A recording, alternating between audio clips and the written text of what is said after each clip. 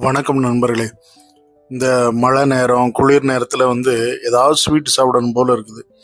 அதனால தான் கொஞ்சம் வேர்க்கடலையை வறுத்தேன். அவல் இருந்தது, அவல் வச்சு ஒரு சக்கரை பொங்கல் பண்ணிடலாம் அப்படின்னு சொல்லி அவல் பால் வச்சு ஒரு பால் பொங்கல் மாதிரி இனிப்பு போட்டு அவல் பொங்கல் பண்ணி போகிறோம்.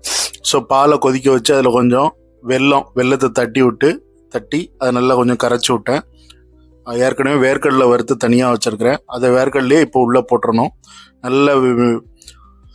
நல்லா இந்த வெள்ளம்லாம் நல்லா கரைஞ்ச பிறகு இந்த வேர்க்கடலையை உள்ளே போட்டேன். கொஞ்சம் அவல் கொஞ்சம் ஊற வச்சுருந்தேன். ஊற வச்ச அவல். ஸோ அந்த அவலை அப்படி ஃபுல்லாக எல்லா அவலையுமே தட்டிட்டு நல்லா கிண்டி கொடுத்துட்டு அந்த இனிப்பு எல்லாம் ஒன்று சேரும். கொஞ்சம் அந்த பால் கொஞ்சம் வத்த ஆரம்பித்தோடனே கொஞ்சோண்டு நெய் போடணும். நெய் போட்டால் தான் இது கொஞ்சம் டேஸ்ட் இருக்கும். நான் நெய் இல்லாமல் இந்த ஸ்வீட்டே கிடையாது. ஸோ நெய்யுக்கும் அந்த வெல்லம் பாகு எல்லாம் கொஞ்ச நேரம் மூடி வச்சிட்டோன்னா கொஞ்சம் செட் ஆகிட்ட பிறகு லாஸ்ட்டாக நம்ம தேங்காய் போட்டு அதை முடிச்சிடலாம். ஸோ கொஞ்சம் நல்லா அப்படி தண்ணி எல்லாமே கொஞ்சம் நல்லா வத்திடணும். தண்ணிங்கிறது பாலில் உள்ள தண்ணி தான், வேறு தனியாக தண்ணி கிடையாது. ஸோ லாஸ்ட்டில் தேங்காய் போடுறோம். தேங்காய் போட்டு ஒரு ஸ்பூன் நெய் விட்டால் நல்லாயிருக்கும். ஏன்னா அந்த தேங்காய்க்கும் நெய்க்கும் ரொம்ப சூப்பர் காம்பினேஷனாக இருக்கும். சாப்பிட்றதுக்கு நல்ல ஒரு ஸ்மெல்லாகவும் இருக்கும். ஸோ ஒரு ஸ்பூன் நெய், டோட்டல் 2 ஸ்பூன் நெய் தான் விட்டுருக்கோம், ரொம்ப இல்லை. 2 ஸ்பூன் நெய்யில் இந்த ஸ்வீட்டை நம்ம ரெடி பண்ணிட்டோம்.